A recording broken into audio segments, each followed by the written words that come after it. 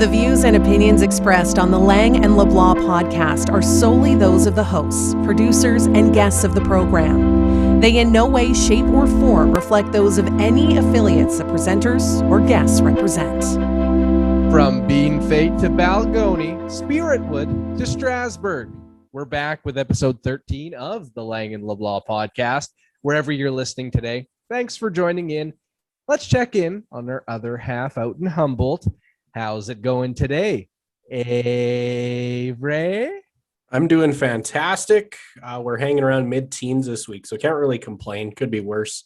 And a good start to the week work-wise. How about you?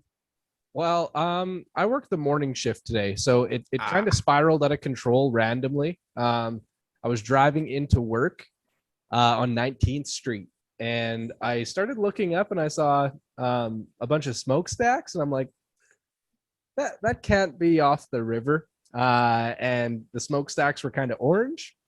I'm like, that really can't be the river.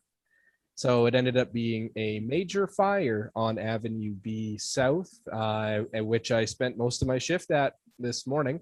But yeah, it was one of those days. Yeah, you texted me. You had 3 stories on the go in a matter of what, 4 hours? Like 9. It is what it is, though. It's part of the business. It's feast or famine. And you know what? Just along for the ride, right, bud? Darn right. We're ready to roll with today's episode, the first episode of the week. It's our 13th episode. 13th man. Yes, big week. 13th man. Yeah, as you move your head there to Right unveil there your flag for our video audience. Oh yes, exactly. If you haven't listened to us before, thanks for joining in. If you're coming back, thanks for keeping up with the show. For the first timers here, a little bit more about us. I'm Avery LeBlanc, a radio DJ out of Humboldt. My show rolls through Estevan and soon to be Swift Current. And you are Brady? Yeah, I'm Brady. I'm Brady Lang. I'm a broadcast journalist based in Saskatchewan. And what we do here on this podcast is we chat with guests from across the prairies, kind of with a Saskatchewan spin, and chat with people about our 4 borders and everything that goes along with it. And this week, it's going to be a first on our show on the Lang and LeBlanc podcast, a former CFL football star. This is Avery's guest, so I'll let him take over and introduce who's coming on. Yeah, so we're talking to Kelly Bates, former offensive lineman in the Canadian Football League. He's originally from Humboldt, had a pretty lengthy CFL career with multiple teams, 2-time Grey Cup champion, and he also has a football camp that comes out to the province every year. Of course, because of COVID, it hasn't happened over the last couple of years, and this is the second year it's been canceled. But it is moving on in 2022. So we're going to have a talk with him about the camp and also his career, as well as what it was like playing football in Humboldt, as well as the U of S. And a little bit about playing in the CFL too, right? We got to get that in there. Exactly. We can't miss up on that opportunity. Yeah, exactly. And I'm super excited for this one. He had a very, very brief stint as a Saskatchewan Rough Rider, so I'm excited to talk to him about that.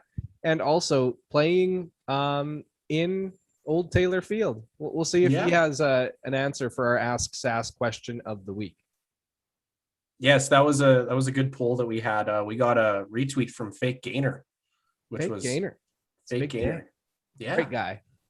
Great mystery right there. That's what we should do. If we could unveil the identity of Fake Gainer on the Lang and LeBlanc podcast. Breaking news, guys. Oh, boy. We would have cracked the secret that has been awaiting many Saskatchewan Rough Rider Twitter followers. It's been years, yeah. But enough about Fake Gainer. Let's bring on Kelly Bates. Let's get her going. We are very excited to welcome another guest originally from Humboldt and now out of British Columbia. Joining us tonight is a former member of the BC Lions, Saskatchewan Rough Riders, Edmonton football team, and Winnipeg Blue Bombers. He also brings his football camp back to Humboldt each and every single year. It's 2-time Grey Cup champion, Kelly Bates. How's it going, Kelly? Good, gentlemen. How are you? We are doing fantastic. So how's BC?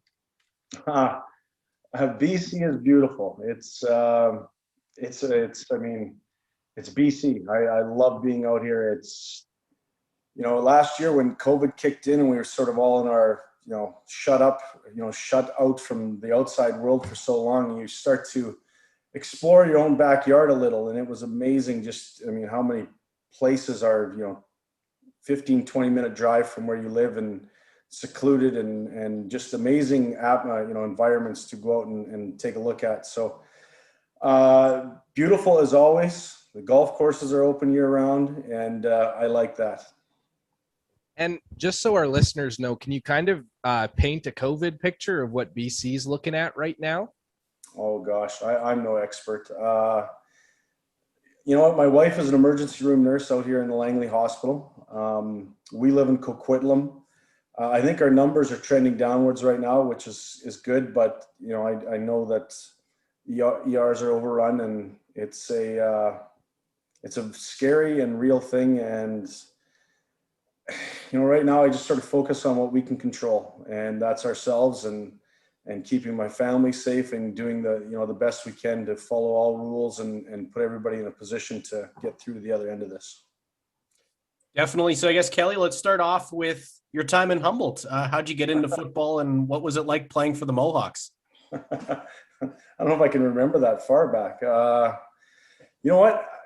So we moved to Humboldt as a family in grade 6, and actually like grade 6, 7, moved away and then moved back for high school. So a couple different stints. And, the first things I really remember about Humboldt was, I went to Humboldt Public School. So grade 1 to 8 in the building that is, I think the building is still there, but the rest of it is gone. The old high school is gone or rebuilt. I specifically remember playing every recess, and every noon hour was all about playing tackle football out on the field. And what was the coolest to me that I remember as a kid is having those real goalposts that we had out there then.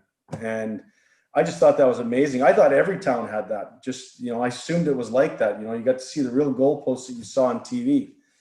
And we honestly, rain, shine, snow, summer, there was a good group of us in, grade 6, 7, 8 that would play football every chance we got. And that's sort of the way it's always been. I don't think anybody grows up saying they want to be an offensive lineman. I think we all wanted to be the quarterback, but I've had a love for football and wanted to be a football player, even if I didn't know what that meant, ever since I can remember. So were you always just a football guy, or were you a big hockey guy growing up too? Was there some kind of decisions that you had to make once you got a little bit older into your athletic career? There were absolutely no decisions because I wasn't good enough at anything. But I had great parents that let me do whatever I wanted to. And I played every sport and everything I could, whether I was good or not. I've had this conversation with my kids because you see such sports specialization today. And I tell them, in high school, I can specifically remember going football season, and football would leak into hockey season a little bit. I didn't play organized basketball. Basketball was at the same time as hockey, but I played basketball in the senior men's league in the city for many, many years. And that would leak into badminton and rugby and track. And by track, I mean field and throwing events for me. And then that would go into baseball, and it would cycle around like that. You played, even as a kid, playing volleyball, playing, ping pong, you name it, any sport or game that I could play, I played. And I love to compete. And that's really what it came down to, whether I was, good enough or big enough or strong enough or whatever it was, it didn't matter. I just got such joy out of competing. And it's tough to replace. The older you get and the less nimble and less good you get at things, you realize how much competing really, floats my boat, so to speak. So I guess tell us about the process of you getting picked up by the University of Saskatchewan to play football. Oh boy, you know what? So I came there you go. See, small town. I had no idea how it worked. And coming out of high school, I actually went and played junior football for 3 years with the Hilltops. And the only reason I knew what the Hilltops were really was that a guy in the grade above us, Curtis Elbers, and you guys may remember Mrs. Elbers was the librarian for many years. Curtis was, a very high recruit, and he went on to play, 5 years and a year or two with the Huskies. And that's really when I started to figure out what it was about.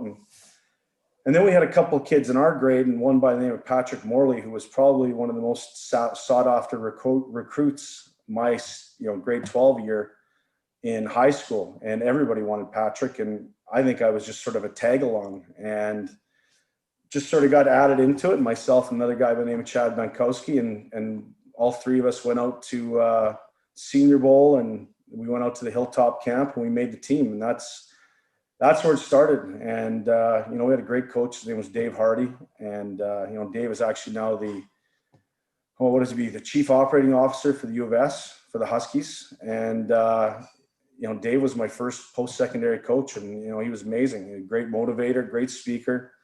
And that was a taste of it for me. And from there, we won a national title in '96. We were had a great group of guys. And, the Huskies won a Vanier Cup in '96, and they graduated a whole ton of players. And I was a very undersized offensive lineman. I was probably 6'3", 230, so it's pretty undersized. And they graduated 4 guys. And I just had that inkling. I just wanted to see what it was like. And I still had eligibility left, but I wanted to go to that camp. So I went to Husky camp, and it just blew my socks off. Again, it's a different level. It's that will and want to compete, and it just drew me in. I had no choice. There wasn't much of a recruiting process. Brian Towers, who was a Canadian Football Hall of Fame member, and a man who's had a great influence on my family, he told me to come over to his office, and then he told me, if you want to keep playing football, this is where to come play. And it just went from there. I started as a 6'3", 230-pound lineman, and by the time I walked out of there, I was 6'3" and 300 pounds. And a life-changing process of 5 years of learning.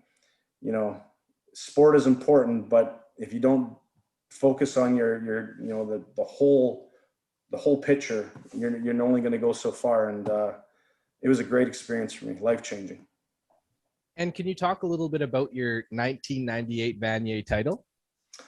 Oh boy. You know what? I was a second-year guy. I was a starter, but we had so much talent on that team. I believe I've counted over the years when you go through that picture and you look, and there was 10 guys on that team that played in the pros, and 4 of the 6 linemen. There was a couple of guards that rotated on the right side, and there was a left side, myself and Kevin Lefstrud, and then the center was Mark Dutton. The right guard that played in the CFL was Glenn Carson, and the right tackle was Scott Flory, who was a Hall of Fame member. And 4 of the 6 of us, played 5 or more years in the CFL. So there was a heck of a group up front. On the defensive side of the ball, you had a linebacking core that both of them played in the CFL, in Warren Musica and Trevor Lutke. And we had Jason Crum was there, although Mike Crum had moved on, but Jason Crum was Jason had a long career in the CFL and was one of the best athletes I played with. And there's such a talented group of guys. And, ultimately you can have as much talent as you want, but it's the coaches and the head coach that set the tone and create the environment. And it was a very process-oriented team, but that was the program really. And, it was sort of built around you either put in the work or you don't get the results that you're looking for. And it's just a great team. We went on a magical run. Canada West was, as tough as it gets. We came out of Canada West after a great game at home against UBC, where we pulled out, I think, a 4-point victory. And it was back in the days when the track would be surrounded 8-9 deep around that track, around Griffith Stadium. And it was amazing. It was like the fans were right on top of you. And Western came out in the national final, and they were undefeated. And I like to tell all my Western friends, we wiped the floor with them. And then we went and played a team in the Vanier Cup, who really, we didn't play a great game. especially offensively. Our defense did a great job, and we should have won the game, but we should have won it in a much better fashion, in my opinion. But it seemed like a whirlwind, and then you're back to write exams right after that. So it's done. That whirlwind is done. But it was a great experience. So you talked about when you came in, Kelly, and then after you wrapped up, the type of difference you had in body build. I guess, what type of work did you have to put into that? And what type of diet does an offensive lineman have to be on? Well, it depends if you do it the right way or the wrong way. And I'm sure I was somewhere in the middle for my diet. But you know what? That was one of the things I thought the U of S in Canada was ahead of at that time. Looking back on it and seeing what they did. I had two offensive line coaches, Travis Sirk and Bart Arnold. And Bart Arnold was also a professor at the U of S and a professor in kinesiology. And Bart had created the entire workout program for the entire program. And, football college level, you really only play the game 3 months a year, maybe 4. And the other 7 to 8 months are training. So, and you're in those formative years where you've got the ability to really, build that muscle mass and put it on. And, it's a combination. It's tricky because, you don't really have, if you're living off student loans, like a lot of people are, and I was, you don't really have the money to eat properly, but you still have to find a way to put that weight on. Protein was a big part of what we did back then. And I know that's, the supplement game has changed immensely since then, but it's the hard work you put in every day. And, the programs we used back then are what they call periodized in terms of the way we built our body up. And, when you keep those statistics over a 5-year period of time and you see the growth and change, it's really amazing. But again, it's one of those things where point A to point B is a 5-year process, and it takes commitment and hard work and a little bit of luck, staying injury free, and a lot of time. With CFL Draft Day being tomorrow, can you kind of recount a little bit about your own draft day? And if you have any anything you want to say to this year's draft class. Obviously, it's going to be a weird year, but anything to them as we get closer to CFL Draft Day? Okay, I'll start that with my draft year first and foremost. So, it's changed immensely. I didn't get invited to a combine. There was a combine back then. I did not get an invitation to that.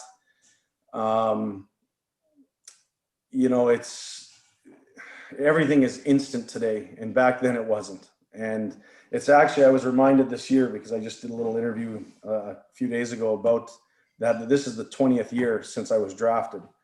And it was interesting to contrast the differences. So, no combine. Brian Towers, BT had told me there was a couple teams that had called.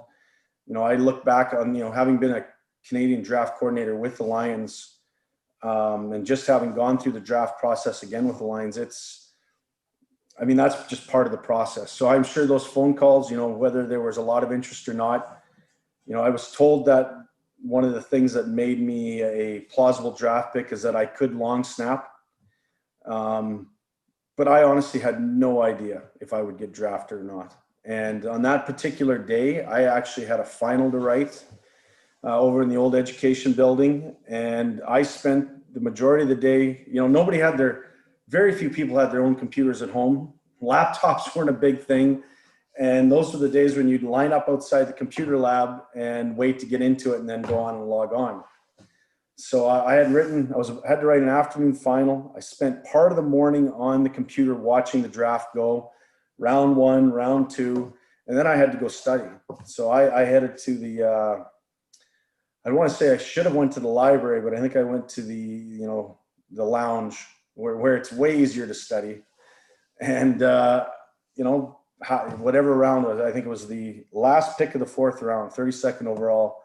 And my friend came running into the lounge to tell me I'd been drafted. So, it was pretty amazing to go back in the lab. And again, it's just on the computer, but to see that and see your name up there and see you're a choice. And I mean, it was surreal. And, I couldn't enjoy it that long. I had to get ready to write that final. I will say that final probably, it was my first opportunity where I should be focused on a final, but I wasn't focused as much as I needed to be. Great learning experience. My professor, his name was Jay Wilson. He gave me a little bit of leeway. He understood, and he gave me some marks for effort and originality and creativity. But it was amazing. We went home that night. I lived on a house on Osler Street, just a couple blocks from the university, and we went and bought a whole bunch of steaks and barbecued some steaks and drank a couple beer. And the guy that called me, I believe it was Neil McAvoy, who is now our co-general manager. That was the guy that called me at 5 or 6 at night. I'd been drafted 7-8 hours earlier. I could have got a call. I mean, none of us had cell phones. We're all at university studying, but I got that call, and it was an amazing event for me, but it was, again, just the start of a new process and really just a foot in the door. And it was time to get back to work the next day. So if I was to answer, it's tough to answer what advice or what you'd say to the guys today, because it's a whole different world. For instance, this year with not being able to do a combine, they all did combines on their own. And it's really like a meat, it's a meat market, so to speak. You're a big part of draft prospects are measurements. So height, weight, length of arms, size of hands, testing, 40s, bench, jumping, broad, vertical. I mean, you name it. There's so much statistical data taken. And again, it tells part of the story, but it doesn't tell the whole story. And they're paraded out, and you look at the way they're shaped, and then they're all interviewed. And, I guess what I would say for me is to give the thought process to those guys is to go through those, really a dry run of what you think people are going to ask you, and have those answers in your head, but also put some thought into it. It can't just be rehearsed. People want to get to know you, and they want to see what you're about. And that's sometimes tough in those instances, because you really are just trying to put your best foot forward. But at the end of the day, being honest, being forthright, and showing us who you are is key. And understanding that it's just a foot in the door. It's, if you're number 1 overall or the last pick, you're going to get an invite to camp, and then it's what you make out of it. So it's just another step in the process, and to understand that. So, Kelly, after you got drafted, you joined the BC Lions, played with them from 02 to 08, bounced around a little bit, played for the Bombers, the Riders, Eskimos, and then made your way back to BC back in 11. Pardon? When you get old, they just ship you around. So I guess talk about your time in BC, especially those 2 Grey Cup champion seasons and for the 94th and 99th. I guess what culture do they have there in BC that's so special? Oh, boy. Well, so my first year, we started out 1-6, and our head coach actually got fired in week 7.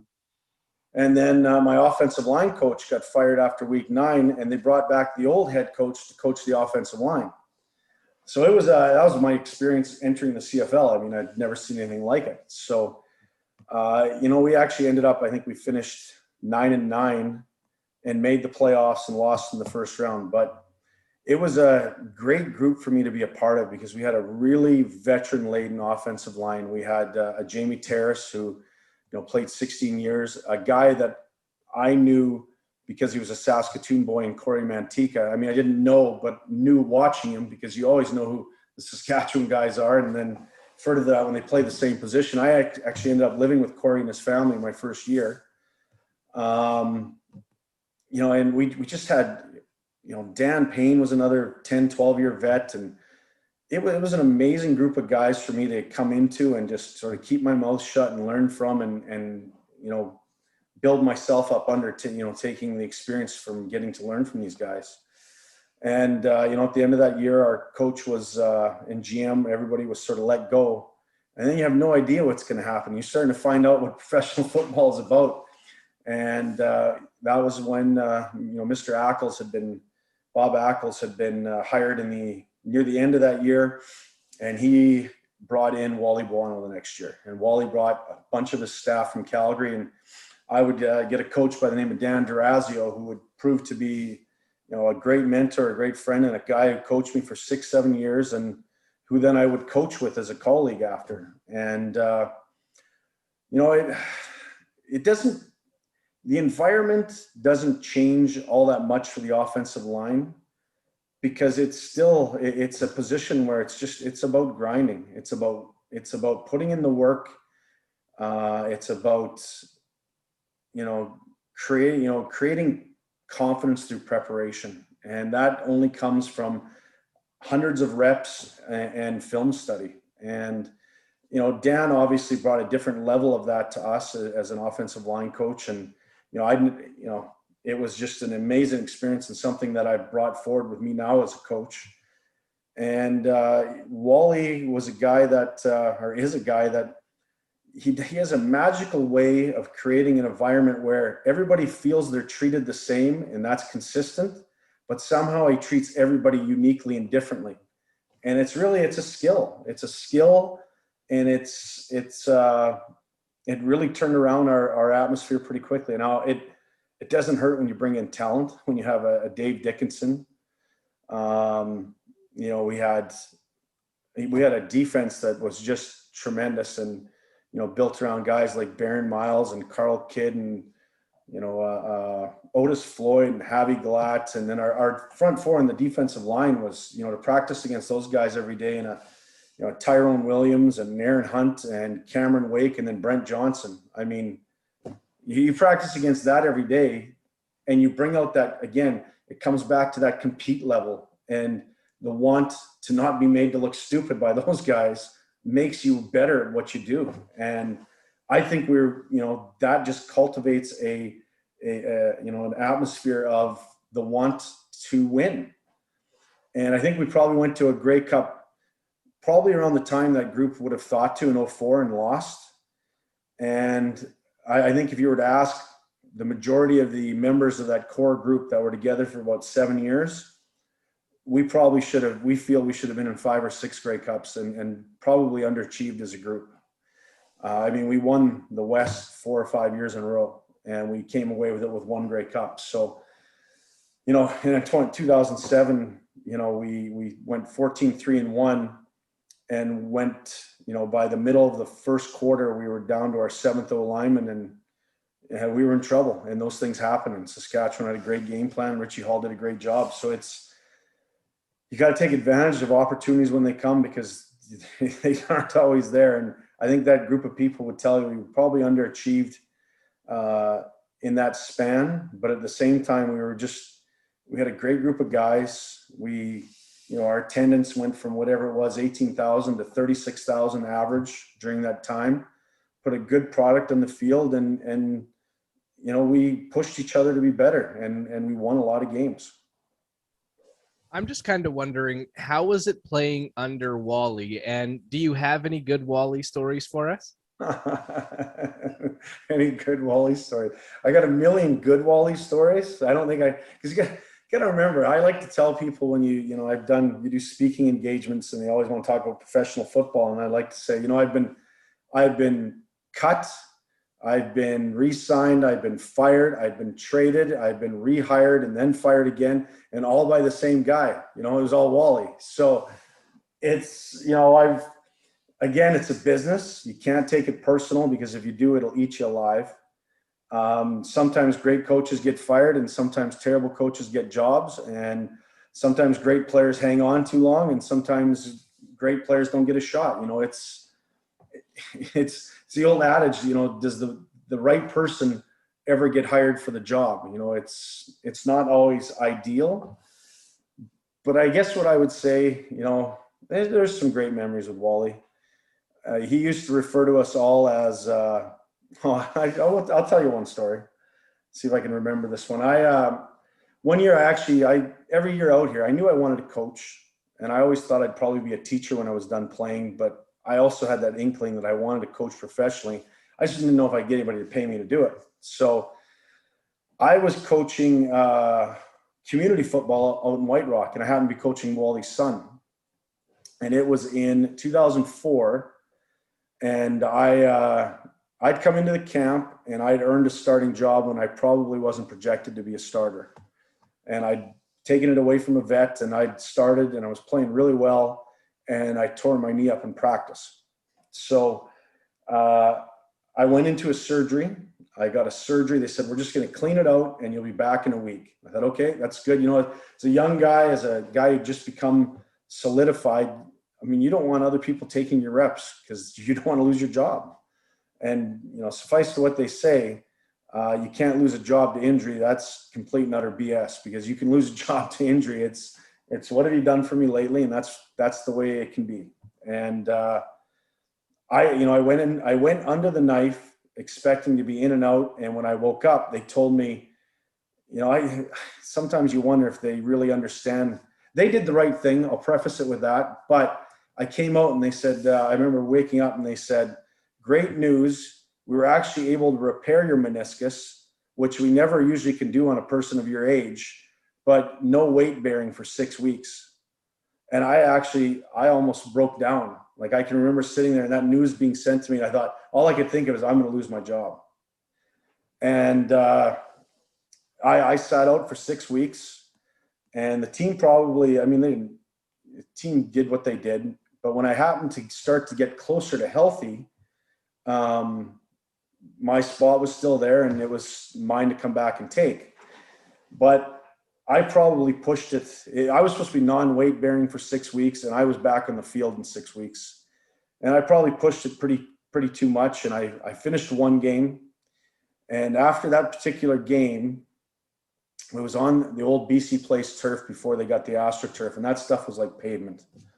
And it was terrible. I mean, I'd seen Corey Mantica 3 weeks earlier, compound fracture his elbow getting clipped on he was hit legally, but on an interception, and his elbow came out of his arm. And I mean, it was disgusting. And that turf was like that. So I played the game.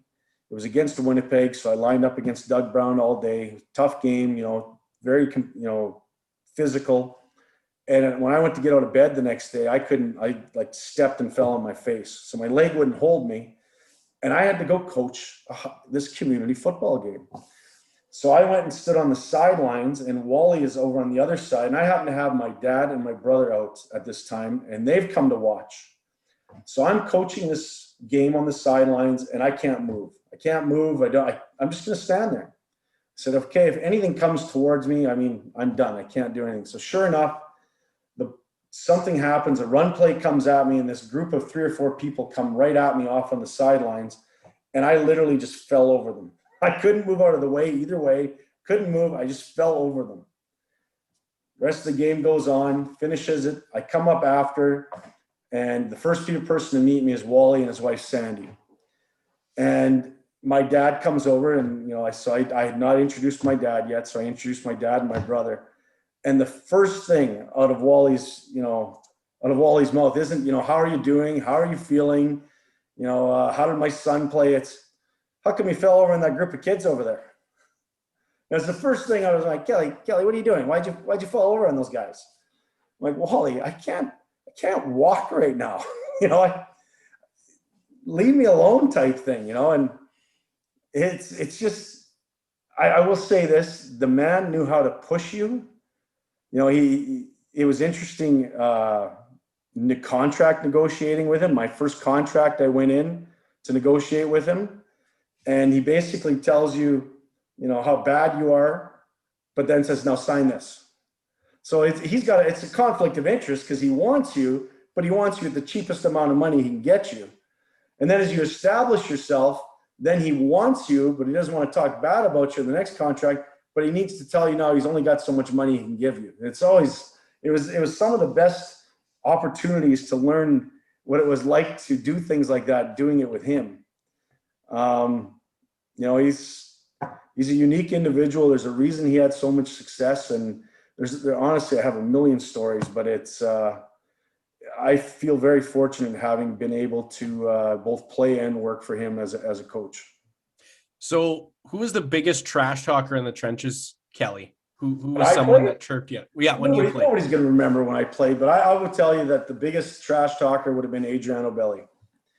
And Adriano was the kissing bandit, and I played some of my best ball against Adriano. And, it's a small community, and Adriano's a great guy. Like I can honestly tell you that most games, after the games, that's who you went out and had a beer with and went out with. And I'm still in touch with those guys, and I love them. They're great people. But him and I would jaw back and forth, and he would do some questionable things at the bottom of piles, and you had to let him know that it didn't bother you, because that's what would make him stop.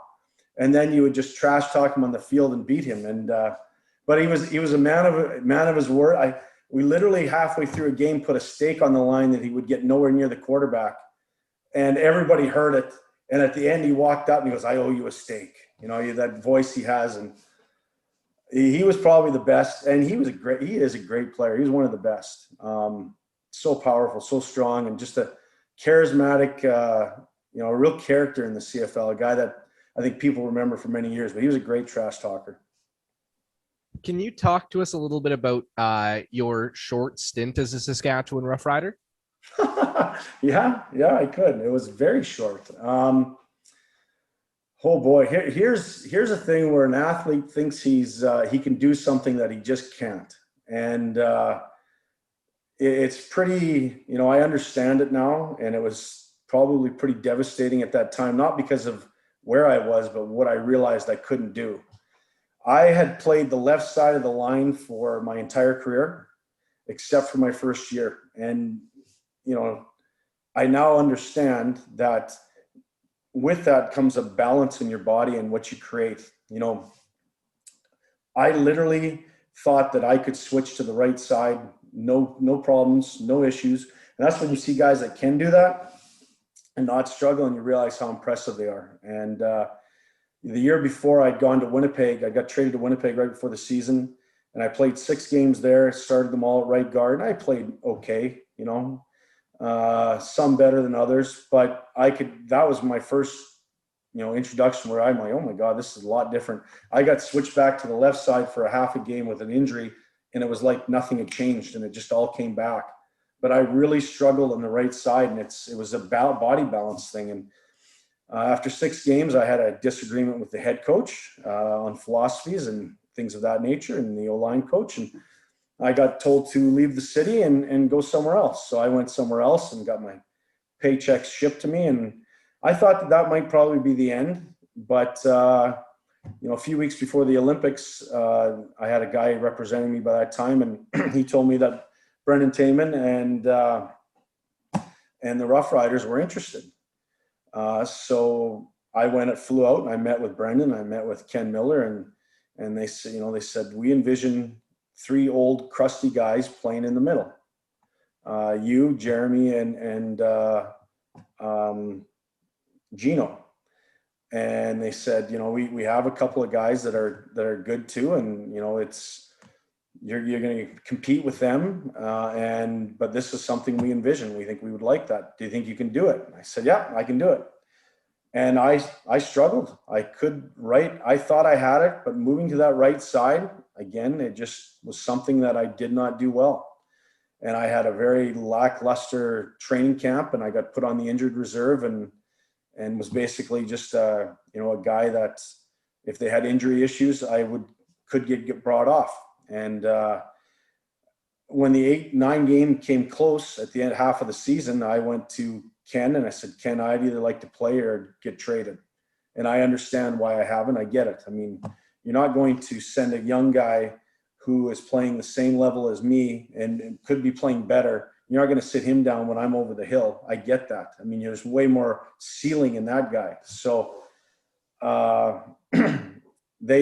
actually came to me and said, okay, I talked to the coaches and we're going to dress you for the next game. I thought, okay, here we go. And then came to me the next day and said, we've decided we're going to stick with the other guy. I said, I completely understand that. So they said, if you want, you can go see if you can make a trade for yourself. And Edmonton had just fired their head coach and Danny Machocha. And I actually, the guy that was the acting GM was Ed Hervey, and Ed traded for me. And I came in and I got there in the middle, they play their Labor Day back-to-back and 4 days rest game. And I got there in the middle of that, dressed right away, had no idea what the playbook was. And my second week there, I was starting left tackle of all things. I mean, putting a 35-year-old out at left tackle for the first time ever in an offense he doesn't know, I'm sure is not a good situation. Probably one of the most fun times I've ever had in a game. It ranks up there. And, it unfortunately closed a chapter where I didn't get to do what I wanted to do. But, I met some great people, some great friends, some people you get to meet at a different level. I watched an old teammate in Jason Claremont have a camp like I've never seen before, and also not really get on the field in the same respect because of the great young talent they had there in the receiving corps. And yet Jason was, in my opinion, and I'm probably biased, but he was just amazing in that camp. So it doesn't always work out the way you want, but again, I guess what's most important is that, really your results, you define them with the way you react to them. And that was another great learning experience as a result for me. And when it comes to that short stint with the Riders, is that one of the regrets in your career that you weren't able to play at home in front of the Rider faithful? No, it's not a regret at all. It was a great experience. I said it didn't go the way I wanted it to, but that is the nature of life. And then you make the best of it. I had a great 9 weeks. I had a new baby daughter that was 2-3 months old, and my now wife and baby daughter came out and spent some time there. My mom has a ranch just outside of Regina. So we got some great family time. Met some guys that probably I wouldn't have, you become teammates with them. It's a lot different. And guys like Mike McCullough and Weston Dressler and Getz and then Dan, I just forgot Dan's last name, for the love of God. Big left tackle, right tackle, who he and I worked out together every single day and would head over. They had their weight room that was just off campus at that point in time. And Dan and I would go work out every day. Just friendships like that and great times where you make the most of your situation. And you don't want to be that guy who is a woe is me guy either, because then you don't, whatever you bring, whatever role you play, you need to play that role to the best of your ability. And that's what I tried to do. On that notion, just because you didn't play for the Riders didn't mean that you weren't in that old Taylor field.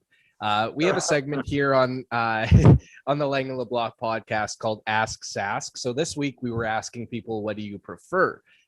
Old Mosaic, so Taylor Field, or new Mosaic? Can you just kind of tell us how it felt playing in Old Taylor Field and how loud it was on those game days as a visitor? Oh boy, so obviously playing there had a special place for me. I'd give out anywhere between 20 and 50 tickets every time you came home. And, I absolutely know that most of those tickets I gave out, those people weren't cheering for me. I can remember having some of my best friends stand behind, the stands came down and you could walk the bars down underneath, and having my best friends in behind me taunting me. Guys that I would play hockey with all off season in the adult safe hockey league up in Saskatchewan, just at me. And I wouldn't want it any other way. It was the best. And I loved playing there because it was so tough to play there. It was so loud. And when you won there, it mattered. I'd probably say 2 of my all-time favorite games were in that stadium. One was 2007. We were down late, and I think we were down by 4 or 5 because I think we had to score a touchdown. And we were driving, and Jarius Jackson was in as our quarterback. So it was 2007. David been injured earlier in the year, and J-Jack was in. We were driving, and it was, it was 1st and 10. We completed a pass on like the 35 or plus 35, and it was 2nd and 3 or 2nd and 2. And I can remember standing there. They had a bubble defense, and I'm in my stance looking at the guys I got to look at, and I can feel my legs starting to move. And I'm like, what am I doing? And I couldn't get it to stop. And it went. It was like the ref was looking right at me. It was boom, flag gone, and we went to 2nd and 7. And I thought, I couldn't believe. I'm like, I just pissed this game away. I can't believe I just did this at home. I mean, it's brutal. And we turned around, went back to the huddle, and they changed the play. And we went back out 2nd and 7, and Jarius went over Jarius could throw the ball a mile. And he threw it over everyone to G-Roy in the back of the end zone for a touchdown. And I've never heard 30,000 plus people go so silent so quick. And I always like to say it was the best sound I've ever heard in my life. I mean, you could hear a pin drop. And it was amazing. I mean, I love that game. We won that game. And it might have been the same game, and I can't remember for sure if it was. Maybe that one was earlier. I can't remember. We got rained down on with beer cans on one. Yeah, I was going to ask that. I can't remember. It might have actually been that game. I feel like that was either 05 or 07, but I was in the middle of the field. The offense was out on the field. And all of a sudden, you looked up at the old side, and you could see this stuff coming down, but you didn't. I mean, it was like the light, like the sky was getting shut out. You couldn't see it. Like that's how much was coming. You're like, what is that? And then they were hitting the turf and bouncing toward us. I'm like, those are full beer cans. And you see Wally. I looked and I happened to see Wally, and he's like, and he just, let's go. We're going to the dressing room. And we went to the middle of the field. And I mean, I couldn't believe it. I could not believe that full beers were being wasted on us. I thought that was interesting, but they did change the rule after that. That might have been 08, because that would take me to my last game and one of my last, real meaningful games as a player. Not my last game, but 08, we played in the Western semifinal in Saskatchewan. And so I got a long-winded story. You okay with it? We're going to tell this one because I don't know if this one's ever been told, but we had an incident in practice. We had on day 3, one of the worst rainstorms I've ever practiced. I mean, I've never been in anything like it. So you're in November. Yeah, it's got to be the first week in November. And when it starts to rain in BC in November, I mean, it rains. And it was like nothing I'd ever practiced in. Ice, rain, snow, this was the worst it had ever been. And we get about halfway through, we get through individual time in practice, and we're grinding it and working our butts off. And our O-line coach turns to us and looks at us and goes, take it in. He has never said words like this halfway through a practice. We assume it's coming from the head coach, and we were off like a shot. And we headed in, tape's coming off, gloves are coming off, everything's off. 2 of the guys are in the hot tub. We're in there for about 10 minutes and nobody else has come in. And then a couple of players and a coach come in and say, what are you guys doing? We say, our coach sent us in. They go, Wally has stopped the entire practice and will not start it again until you guys come out. I'm like, what are you talking? We wouldn't go in on our own. Like, what are you guys talking about? We look out and he has stopped practice. And these guys, the entire team is standing in rain and they're getting poured on. A couple of guys get out of the hot tub. They put on flip-flops and came back out. They were so angry. We went back out. It created a little tension. The practice ended. We got a strip torn off us. We went back inside, and when we came out to leave, the coaches were still out there, and Wally was tearing a strip off them. And this is, the day before we traveled to go play a playoff game. So we get to the meetings the next day in Regina at the, where we're in the old, what's the Hotel Saskatchewan is where we're staying. We get into our meeting room and we expect our coach to, give us an apology, our O-line coach. And he starts off the meeting with, I can't believe you guys went out inside. I was just kidding.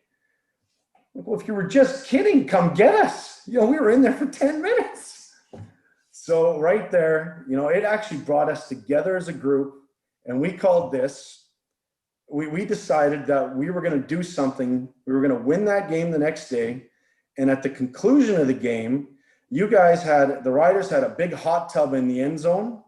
And we were all going to head to that hot tub and get in and get our picture in it, impose our O-line coach in that picture and call it Tubgate 08.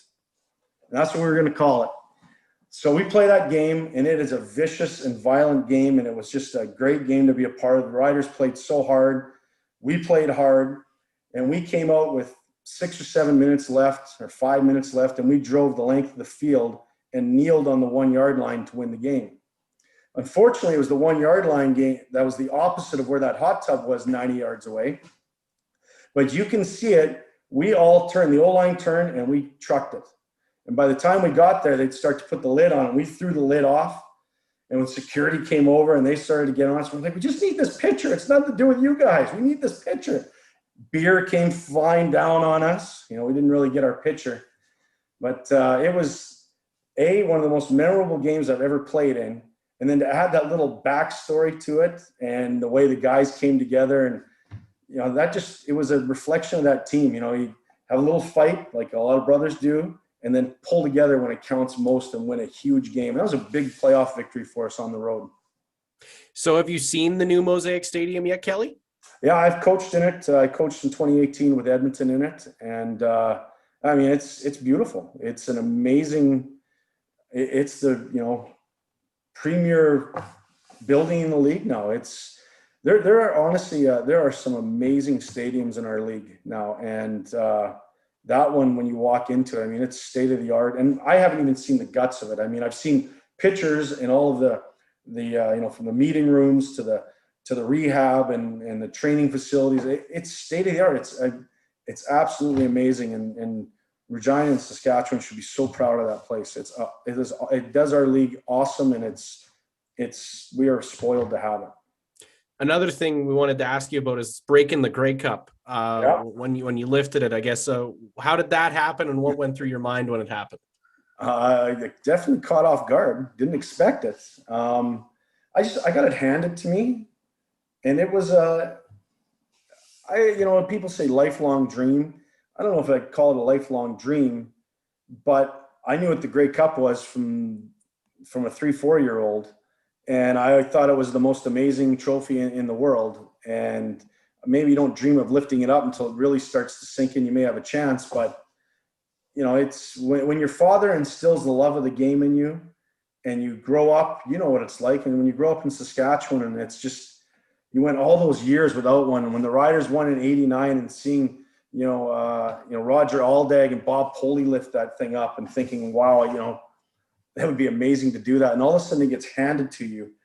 And it felt like it was nothing. And I gave it a good shake. And the thing that I love about the shake is you could see, nobody would know to look, but I always tape my wrists, a little cast on one hand because I was at a loose bone. And on one were my late grandfather's initials, Bill Babuke, his initials were on one. And the other one had my brother's number on it. And I gave it a big shake and brought it down for a kiss, and I gave it one more, and I felt it snap in my hands. I'm like, that did not feel right. And when I went to bring it down, I'm like, oh my God, it's coming apart. And I just held it together, handed it off to the next guy, and I watched him go like this, and it just fell apart.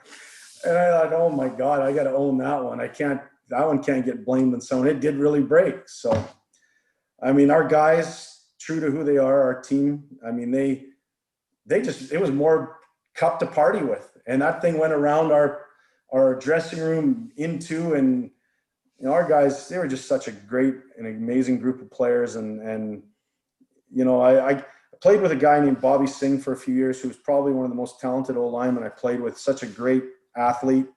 And he knew how much the Canadian game and the game of football meant to me. And he had one of the best compliments ever. He said, if there was anybody that should break it, it should be Kelly, because he actually knows the history and how important that cup is. And it's true. I love that cup. Awesome, Kelly. So you are also a coach now with the Lions. Give us a quick rundown of your coaching career and what that's been like, I guess, compared to being a player. Boy, oh boy. I've been very lucky. as with a lot of things in my life, I've been very, very fortunate. When I retired, Wally knew I wanted to get into coaching. And when I retired, I called him and he said, this is how you get into it. You basically work for free and then we train you. And if you become good, we hire you. So, excuse me, I had a young family. They were very supportive. They knew this is what I wanted. And I went and, I retired and I started working for Wally without a contract. And then my first year, really, I probably should have been paying the coaches I was working with because they're teaching you, they're training you, they're giving you the foundation of what you need to become a coach. Excuse me, 1 second. And it was a steep learning curve. And you really, the coaches put in hours, but now you know why they put in the hours and really what they're doing. And it's just never ending. So, I got a promotion from an offensive assistant to a running back coach and then coordinating our draft here. And that sort of was built into who I am and how I feel about Canada. And it was a natural progression to get into, evaluating Canadian talent and trying to empower Canadian talent. That was a natural progression. And things were going so well here. It was a great place to work. Mike Benavides, who was a mentor and has become a great friend and a guy who's helped me out again and again. He brought me along and,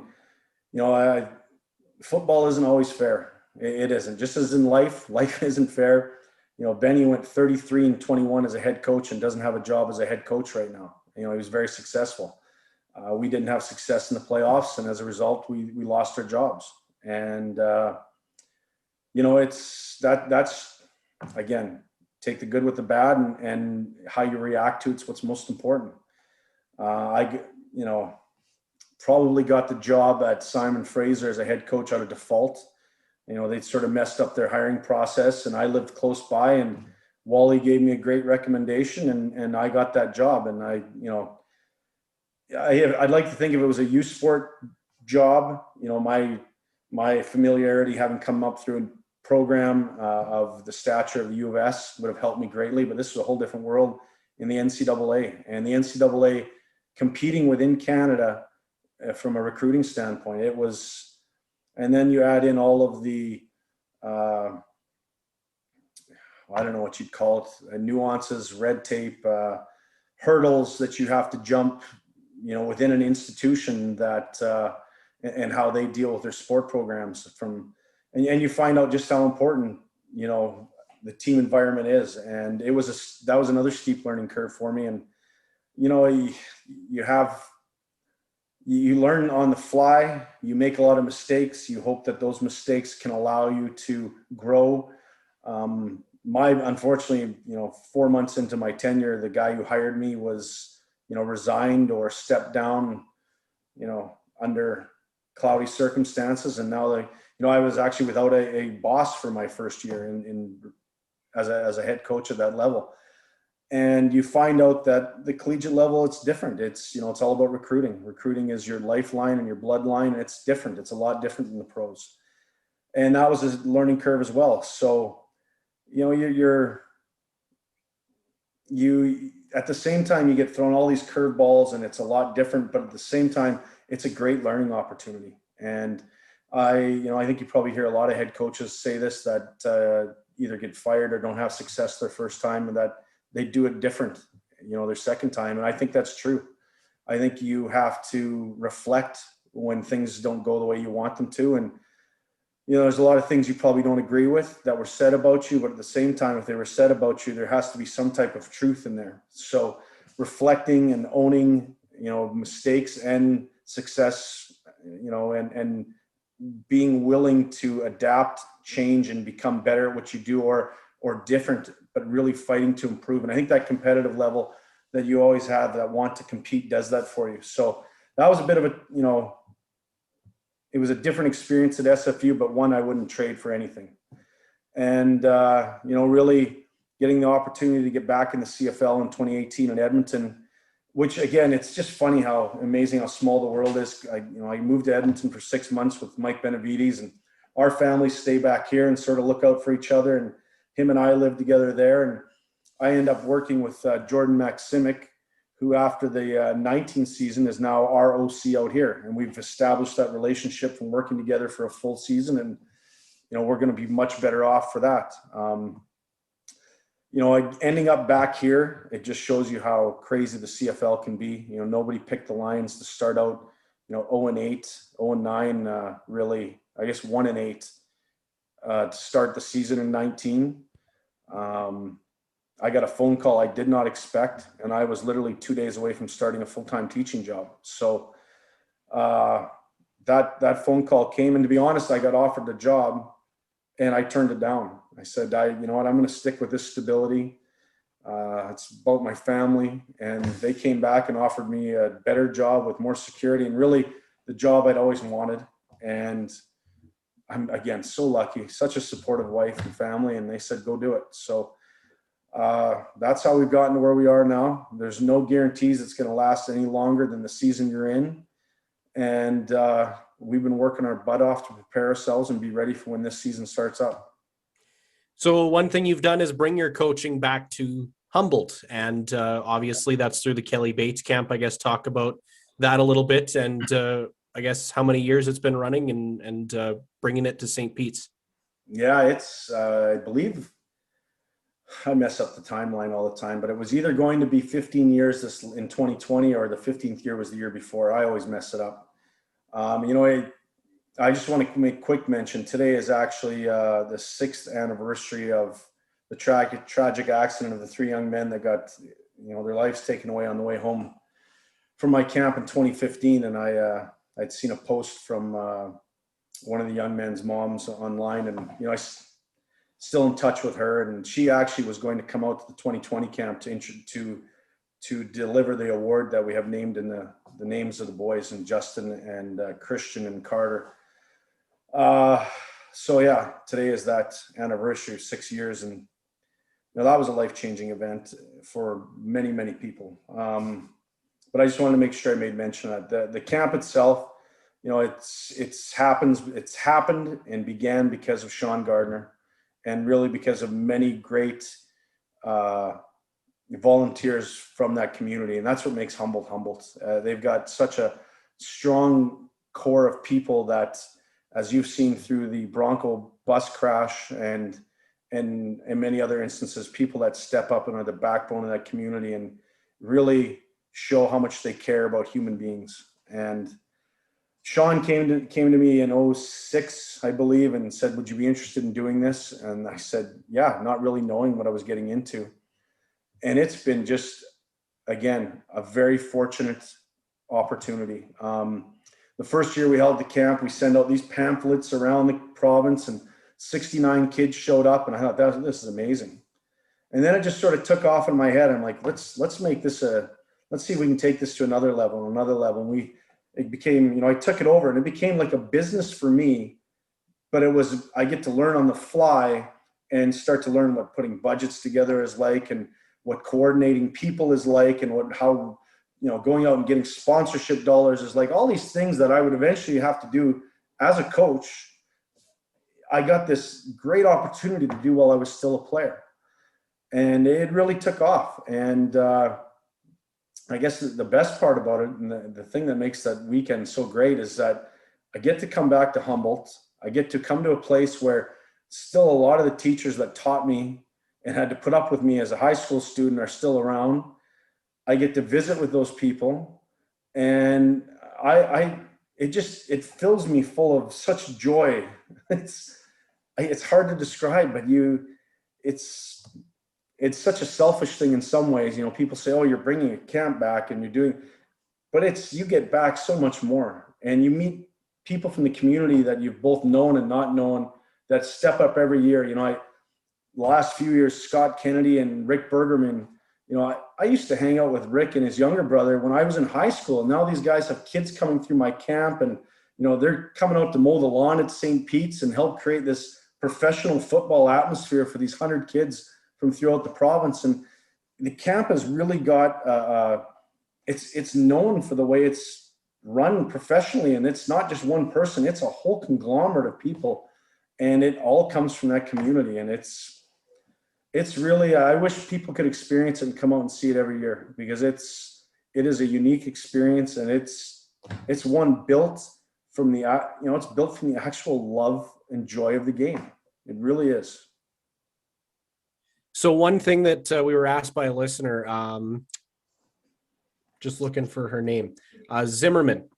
Oh, here we go. Becky Zimmer? Oh, Yeah, Becky Zimmer. Yeah. Becky Zimmer. Yeah, she was wondering whether the camp was going this year. Obviously, it's not. But yeah, what are the plans moving forward for 2022? Becky Zimmer. Is Becky working at the Journal right now? Yes. I believe she's at JPBG now. Oh, there you go. Isn't she? Yeah. Yeah, I think so. There you go. Becky's awesome. So you know what? We actually, the camp registration opened on like March 2nd, 2019, and it sold out in 4 days. You know, we cap it 100 kids. It sold out in 4 days, and then literally the pandemic was declared a week later. And we refunded everybody and had to shut it down. And my sponsor, who is a guy by the name of Dave Dubé, who was a big Husky supporter for many years, has put millions into that program, and is just a friend to all amateur football in Canada. Dave has been sponsoring our camp now for multiple years. He just writes a check and says, you go make sure you put this camp on the way it's supposed to be on. And it allows us to keep the cost down for the kids, but bring in professional talent from across the country and the US to Humboldt and put on a professional level camp.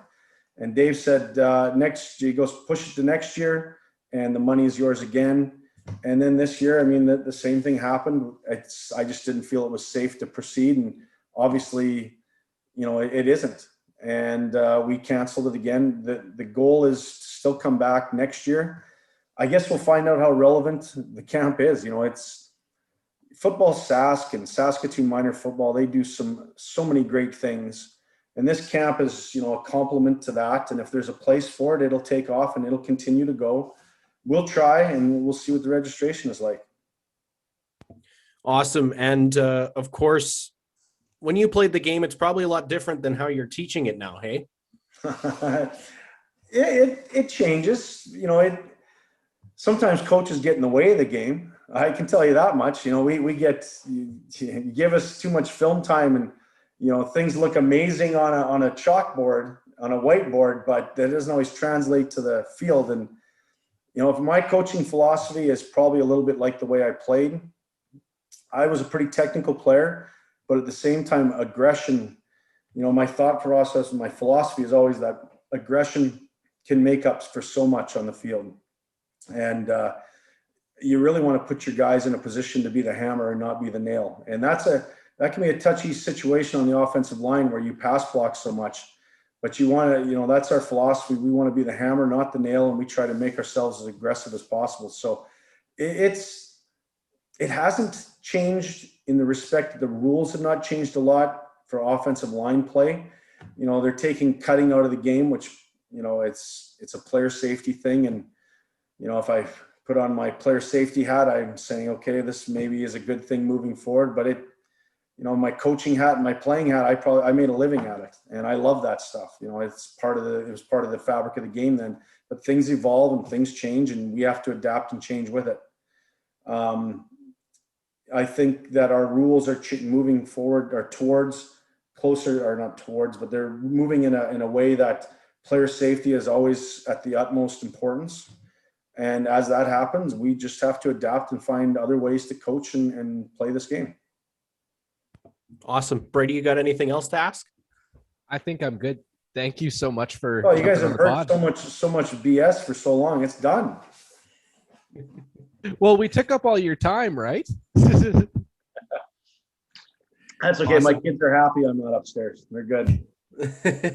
Awesome. So at the end of every podcast interview that we do, we like to give the floor over to the guest for a couple minutes to say if you want to promote anything, or if you have social media channels you'd like to promote, if anyone wants to reach out to you after this podcast. So here's your time.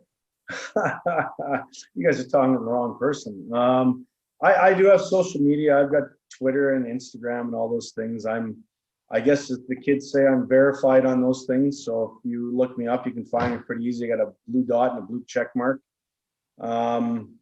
Yeah, I mean, I'm open to conversation anytime anybody has a question, and you can always reach out to me. I'm not on there that often, but when I am on there, I do my best to respond. I hope we see everybody throughout Saskatchewan, and especially the rural areas of Saskatchewan, back at the camp next year. Our plan is to put it on. It's that first weekend in May. I think it's April 30th, May 1st, or something of that nature. And that's the plan, is to put it back on. And you know, I think it's a great opportunity for rural football players. And like I said, we get people from, as far away as Creighton, down to Maple Creek, up to Kindersley and Hudson Bay. So it's amazing when all these people come from all over the province. And then when it's safe, I can't wait to see people out in the stands when we get our game going again. I guess I would just end by saying, please be safe. Take care of your family, protect each other. And I hope that when everybody gets a chance to get a vaccination shot, they do. Awesome. Thank you so much for joining us, Kelly. Really appreciate it. Thanks for having me, gentlemen. Good luck and continued success with the podcast. Awesome. Thank you. Thank you so much. So, Avery, how do you think that went? Kelly told us everything, basically, and it was fantastic to hear all the stories that he had, all the experiences he had, the way it goes when it comes to becoming a pro football player, and also the camp that he has annually and getting that back up and running in 2022. Yeah, he was a great interview, a great first CFL interview, I'd have to say, for sure. Yeah, exactly. And it feels weird doing like the 13th episode with a player that didn't play for the Riders very much. Like he touched on a little bit about his time with the Riders, but also I wanted to ask him more about Ken Miller, because that guy was my favorite CFL head coach by far. Yeah. Like that guy, old Grandpa Ken, right? That's how everyone kind of looked at him. So I wish we had more time. We could have talked to that guy forever. Could have been a whole other hour. Yeah, exactly. He was great. So thank you so much. And one thing we forgot to do, Avery, we forgot to make him an official friend of the podcast. Yeah.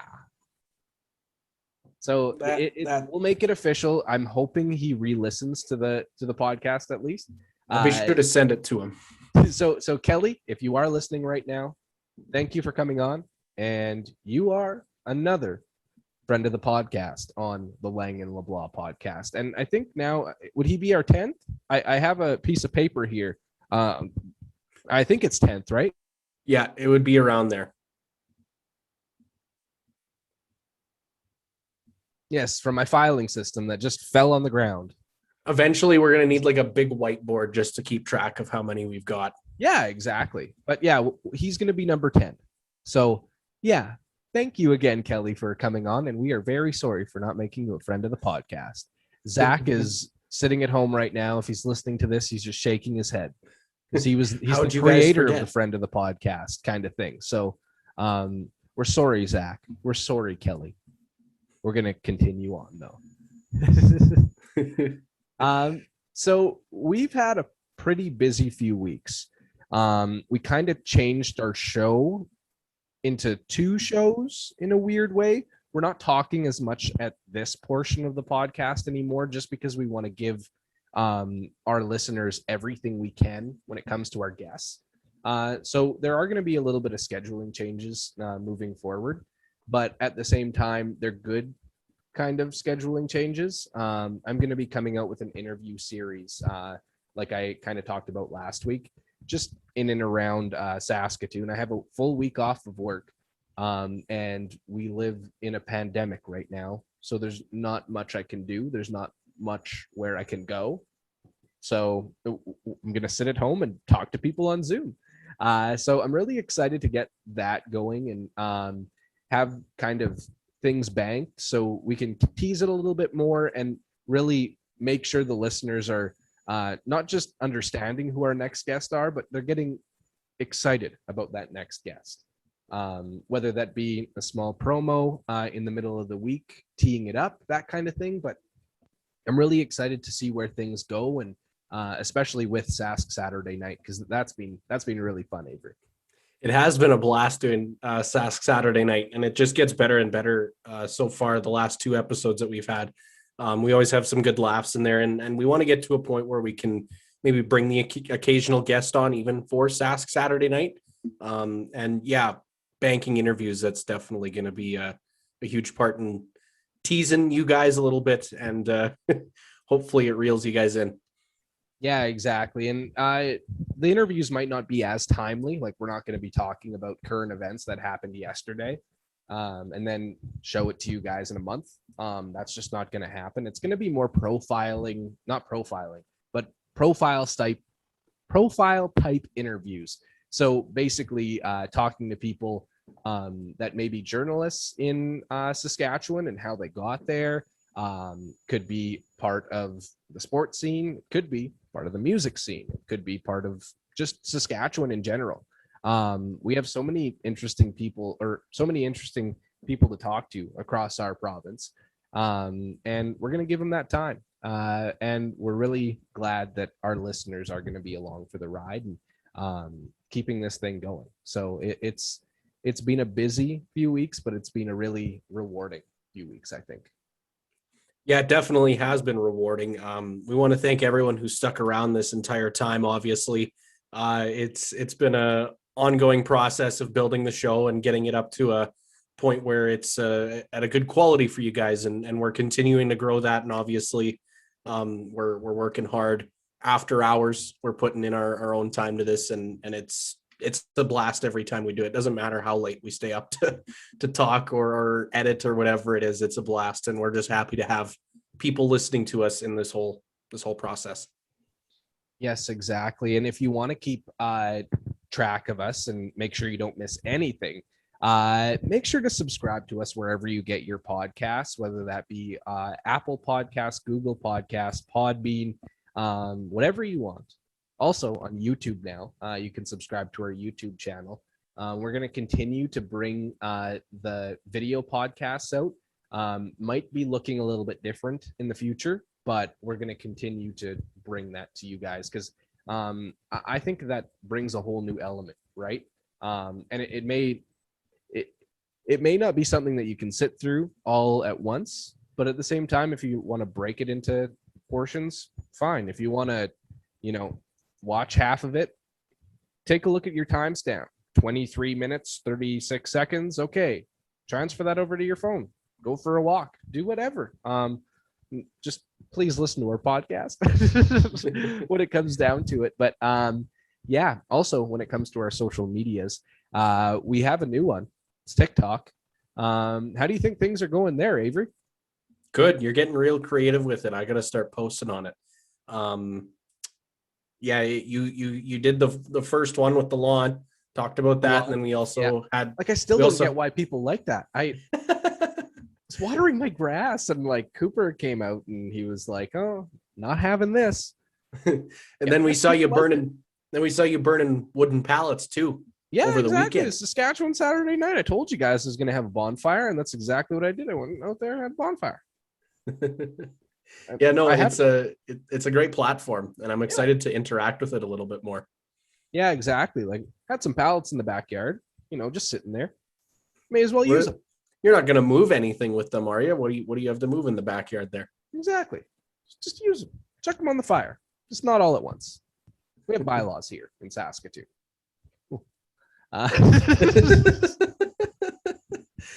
What a day. What a day. Also, we have social medias, not just TikTok. You can like us on Facebook. That is the Lang LeBlanc Podcast. The Lang and LeBlanc Podcast. Sorry, I forgot about our and. And then also on Twitter and on Instagram, Lang LeBlanc Live. If you want to reach out to us, you can do so on our website at langleblancpodcast.com, or you can also reach out to us on our email account. That's langleblanclive@gmail.com. And yeah, we also have our personal Twitter accounts too. If you want to add yours in it, Avery, do you remember what your Twitter account is? Because last time you didn't. No, I didn't remember it. My handle is Airwaves Aves. That is AIRWAVES AVEZ.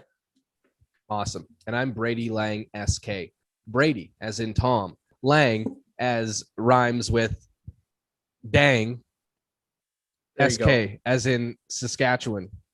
Like, S and K. As in the province. Yeah, our province where we live and what we talk about on our podcast. All the do time. Every single week, 2 shows. This week on Saskatchewan Saturday night, Avery is going to take a seat and he will not be on. We're giving him a weekend off. Congratulations, Avery. You finally made it. But at the same time, now you owe me one. But Yes. Basically, what we're going to do is we're going to kind of take a journey back. I wanted to do this last week, but I got sick. So basically, what we're going to do is just take a look back at some of the nice little not sound bites, but clips from our first interviews. I think we've done 8 or 9 overall now. So we've got a lot of content, but at the same time, we want to kind of just refresh everyone's memory, kind of where we've come from. Obviously, we have a microphone now for both of us. So I'm sorry that We're professionals. Crap in a couple of the interviews, but you know what? We're gonna keep it going. But yeah, basically, we're gonna take you through our first couple months of the Lang LeBlanc podcast. We are now officially are we at month 3 now, Avery? We're at month 3. Yeah, we're okay, rolling I'm through sorry. month 3. Yeah, we finished our 2 months not too long ago. Last month, right? Yeah. 3 minus 2 equals what? Sorry, I'm being an ass.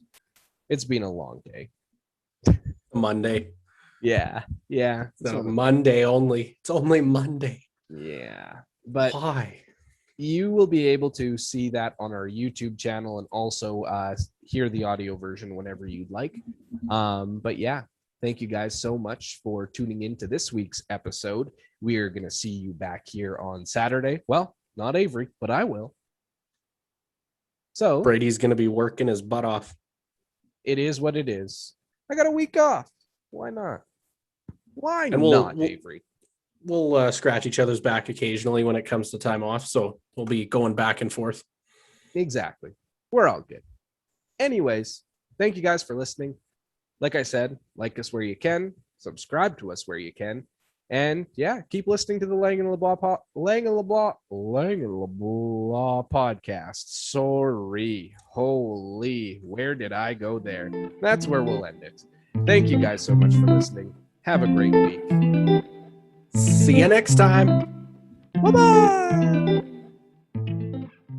The views and opinions expressed on the Lang and LeBlanc podcast are solely those of the hosts, producers, and guests of the program.